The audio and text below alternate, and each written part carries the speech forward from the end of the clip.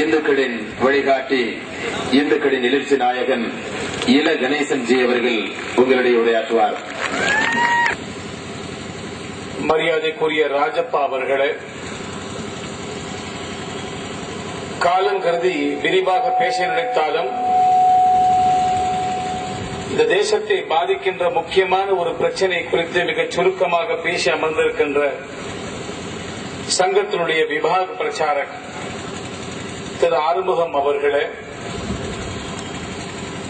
இந்த நிகழ்ச்சியில் முன்னிலை வகிக்கின்ற திரு ஆறுமுகம் அவர்களே, தங்கவேல் அவர்களே, அமைதியாக பேசினாலும் அழுத்தமாக பேசி அமர்ந்திருக்கின்ற திருநாவுக்கரசு அவர்களே, இந்த பகுதி மக்கள் மத்தியிலே பிரபலமாக இருக்கின்ற இந்த அருமை தம்பி கருப்பு அவர்களே,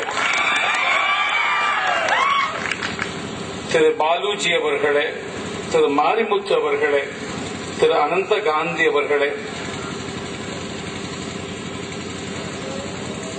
பெரியோர்களே, தாய்மார்களே,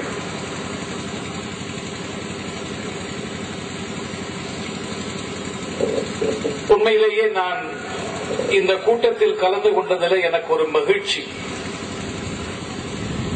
மகிழ்ச்சிக்கு ஒரு காரணம், பல ஆண்டுகளுக்கு பிறகு எழுச்சியாக எப்போதுமே உணர்ச்சி வசப்பட்டு இருக்கின்ற ஒரு இந்து சமுதாயத்தை கொண்டிருக்கிற முத்துப்பேட்டை மக்களை பார்ப்பதற்கான வாய்ப்பு கிடைத்திருக்கிறது என்பதிலே ஒரு மகிழ்ச்சி.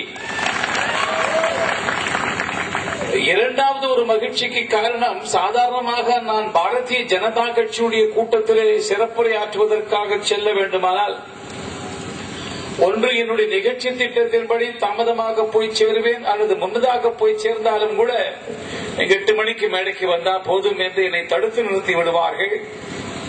ஆனால் இந்த நிகழ்ச்சியில் துவக்கத்தில் இருந்த காரணத்தால் எனக்கு முன்னால் பேசியவர்கள் பேசிய பேச்சினுடைய கருத்துக்கள், அவர்கள் பேசிய விதம், அதன் அருமையெல்லாம் என்னாலே கேட்க முடிந்தது என்பதை விட ரசிக்க முடிந்தது, பாராட்ட முடிந்தது. மிக நன்றாக தங்களுடைய கருத்துக்களை எனக்கு முன்னால் பேசியவர்கள் முன்வைத்திருக்கின்றார்கள் என்கிற காரணத்தால் அவருடைய பேச்சை கேட்பதற்கான ஒரு வாய்ப்பு எனக்கு கிடைத்தது என்பதிலே நான் மிகுந்த மகிழ்ச்சி அடைகின்றேன். இது பொதுக்கூட்டமாக இருந்தாலும் கூட அன்றாட நிகழ்வுகளை விமர்சனம் செய்வதற்கான ஒரு கூட்டம் அல்ல. ஒரு பெரிய மகான் அவரை நினைவுபடுத்துவதற்காக நடைபெறுகிற நூற்றாண்டு விழாவின் ஒரு பகுதியாக நடைபெறுகிற கூட்டம். அவரை பற்றி எனக்கு முன்னாலே பேசியவர்கள் பேசியிருக்கிறார்கள். பாரத நாட்டில் இன்றைக்கு காஷ்மீரம் ஒரு பகுதியாக இருக்கிறது என்று சொன்னால் அது இந்த பெருமைக்குரியவர் ஸ்ரீ குருஜி கோல்வல்கர் அவர்கள். வல்லபாய் பட்டேல் அவர்கள் குருஜி கோல்வல்கரை காஷ்மீர் மகாராஜாவை சந்திக்க வைத்து காஷ்மீர் சமஸ்தானத்தை பாரத நாட்டோடு இணைப்பதற்கு தயக்கம் காட்டிய மகாராஜாவை பேசி சமாதானப்படுத்தி குருஜி அவர்கள் பேசி முடித்த மறுநாளே காஷ்மீர் சமஸ்தானத்தை பாரதத்தோடு இணைப்பதற்கு தயார் என்று மகாராஜா அறிவித்த காரணத்தால் தான் இன்றைக்கு காஷ்மீரம் நம்மோடு இருக்கிறது. அது பிரச்சனைக்குரியதாக இருக்கிறது என்று சொன்னால் அந்த பெருமை ஜவஹர்லால் நேருவை தான் சாரும். தீண்டாமை என்பது பாவம் என்கின்ற கருத்தை RSS பிரச்சாரம் செய்தால் போதாது, அது துறவிகள் வாயிலாக வர வேண்டும் என்பதற்காக இந்து சமுதாயத்தை ஒற்றுமைப்படுத்துவது கஷ்டம் என்று சொன்னால் இந்து துறவிகளை ஒன்றாக கொண்டு வருவது அதைவிட கஷ்டம் என்கின்றதை புரிந்து அத்தனை சம்பிரதாயத்தை சார்ந்த துறவிகளையும் ஒன்றாக ஒரே வேளையிலே ஒரே சரிசமமான நாட்காலில் அமர வைத்து தான் தலையிலே அமர்ந்து தொண்டனாக அமர்ந்து அவர்கள் வாயாலே தீண்டாமை என்பது பாவம் என்று சொல்ல வைத்த பெருமைக்குரியவர் ஸ்ரீ குருஜி கோல்வல்கர் அவர்கள்.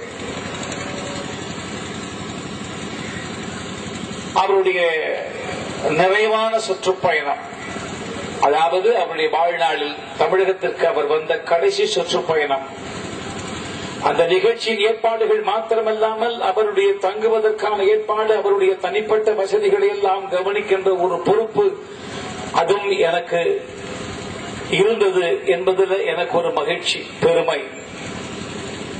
உடல்நிலை சரியில்லாத நேரம்,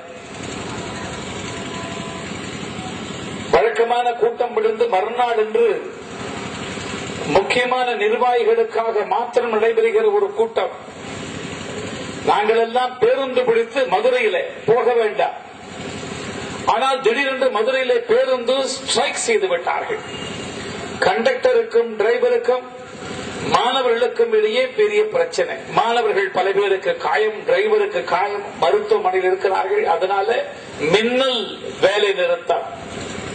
நாங்கள் நடந்தே கூட்டம் நடக்கிற இடத்திற்கு போன காரணத்தால் எனக்கு முன்னால் பேசியவர்கள் சொன்னது போல குறித்த நேரத்தில் கூட்டத்தை துவங்குகின்ற ஒரு பண்பை வைத்திருக்கிற RSS நிகழ்ச்சியில் நாங்கள் தாமதமாக போனோம். அதுவும் குருஜி கோல்வல்கர் அவர்கள் நடத்துகின்ற அந்த கூட்டத்தில். இது சாதாரணமாக நடக்காத விஷயம் என்கிற காரணத்தால் தாமதமாக வந்ததை பார்த்து வியப்படைந்து கேட்டபோது இது போல பிரச்சனை என்று விவரித்த பொழுது கண்டக்டர்களுக்கும் மாணவர்களுக்கும் சண்டை ஏற்பட்டு 2 பேருமே காயப்பட்டு மருத்துவமனையில் இருக்கிறார்கள். இந்த செய்தி கேட்ட மாத்திரத்தில் அவர் யோகிதான் அவர் கொஞ்ச நேரம் மௌனமாக கண்ணை மூடி சற்று தலை குனிந்த நிலைமையில சில நிமிடங்கள் அமர்ந்திருந்தார். அதன் பிறகு அவர் சொன்னார், எனக்கு என்னமோ ஒரு மனிதன் தன்னுடைய கையினுடைய நகங்களாலேயே தன்னுடைய முகத்தை பிராண்டிக் கொள்வது போல ஒரு காட்சி தெரிகிறது என்று குறிப்பிட்டார். என்ன பொருள்? இந்த சமுதாயத்தில் கண்டக்டராகவும் டிரைவராகவும் இருப்பவனும் ஒரு அங்கம், இந்த சமுதாயத்தில் கல்லூரி மாணவனும் ஒரு அங்கம். ஒரே சமுதாயத்தை சார்ந்த 2 பேர் ஒருவருக்கொருவர் மோதிக்கொள்ளும் பொழுது மனிதன் தனக்குத்தானே பிராண்டிக் கொள்வது போல என்று உணர்ந்து சொன்னவர்கள். இது கண்டக்டருக்கும் கல்லூரி மாணவனுக்கு மாத்திரம் சொன்ன உவமை அல்ல.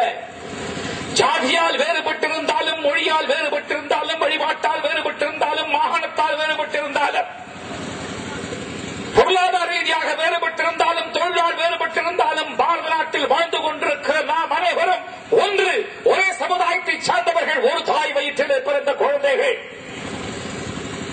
இந்த உணர்வு அப்படி எண்ணத்திலே பிரதிபலித்த ஒரு மகானவர். அவர் நினைவாக நடைபெறுகிற 100ஆண்டு விழா கூட்டத்தில் நாம் இப்போது கலந்து கொண்டிருக்கின்றோம். 100ஆண்டு விழா குழு அமைக்க வேண்டும் என்பதற்காக முயற்சித்த போது வணக்கத்திற்குரிய தயானந்த சரஸ்வதி அவர்கள் தலைவராக இருக்கிறார்கள். தமிழக குழுவுக்கு பல பேரை அணுகி கேட்டார். இசைஞானி இளையராஜா அவர்களை பார்த்து குருஜி அவர்களை பற்றி விவரம் சொன்ன பொழுது மகிழ்வோடு நான் 100ஆண்டு விழா குழுவில் அங்கம் வகிக்கிறேன் என்று சொன்னார் இளையராஜா அவர்கள். கவிஞர் வாலி அவர்களை சந்தித்து பேசிய போது நான் அவரை பற்றி மிக கேள்விப்பட்டிருக்கிறேன், இது எனக்கு பெருமைக்குரிய விஷயம் என்று அவர்கள் ஏற்றுக்கொண்டார்கள். எழுத்தாளர்கள் பாலகுமாரன் அவர்கள், கௌதம நீலாம்பரன் அவர்கள், மதன் மன்னன் போன்றவர்கள் எல்லாம் மகிழ்ச்சியோடு ஏற்றுக்கொண்டார்கள். முன்னாள் நீதிபதி நடராஜன் நான் உறுப்பினராக இருப்பதற்கு சம்மதிக்கிறேன் என்று சொன்னார்கள். சங்கீதத்திலே பிரபலமாக இருக்கிற குன்னக்குடி வைத்தியநாதனை போய் அணுகிய போது மகிழ்ச்சியோடு ஏற்றுக்கொண்டார்கள். பல்வேறு சமுதாயத்தின் பிரமுகர்கள் எல்லாம் இந்த 100ஆண்டு விழா குழுவிலே இருக்கிறார்கள். அந்த குழுவின் சார்பாக நடைபெறுகிற கூட்டத்தில் கலந்து கொள்வதில் நான் மகிழ்ச்சி அடைகின்றேன். பரம்பொஜின குருஜி அவர்களை பற்றி, குருஜி கோல்வல்கர் அவர்களை பற்றி எனக்கு முன்னால் விரிவாக பேசியிருக்கிறார்கள். அவரே உயிரோடு இருந்தாலும் கூட அவரை பற்றி பேசுவதை விரும்ப மாட்டார். அவர் எந்த ஸ்தாபனத்திற்காக பாடுபடுகிறாரோ அந்த ஸ்தாபனத்தை குறித்து, அதைவிட அந்த ஸ்தாபனம் எந்த லட்சியத்திற்காக பாடுபடுகிறதோ அந்த லட்சியத்தை குறித்து பேசும்போது மாத்திரமே மகிழ்ச்சி அடையக்கூடிய பெருப்புகழே விரும்பாத ஒரு நல்ல ஆத்மா ஸ்ரீ குருஜி கோல்வல்கர் அவர்கள்.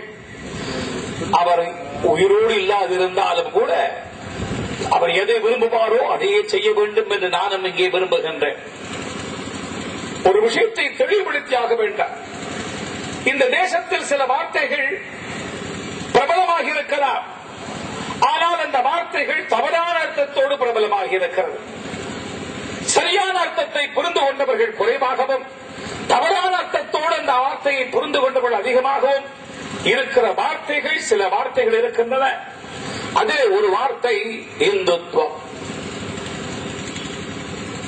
அதனுடைய சரியான அர்த்தம் என்ன?